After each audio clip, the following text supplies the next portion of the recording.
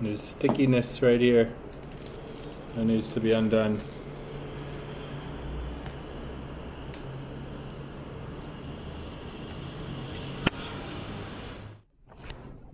Once you loosen those screws there, this one, the fat round one, which is over here, it releases the screen from being held in position.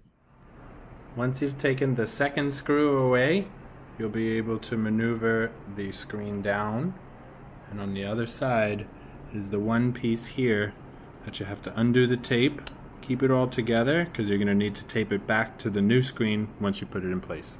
Put it face down, and the same way that you disconnected that little cord right there, you're going to want to plug it back in and then tape it back to it.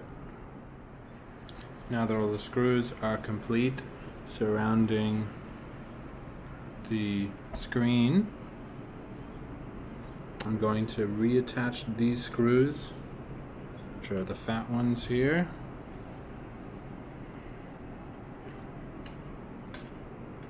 Along with the front panel to do it all in one shot. And before I screw those screws in, I'm going to remove the screen protector.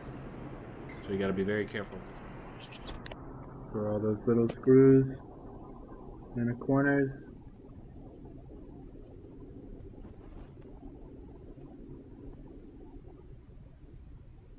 You're going to want to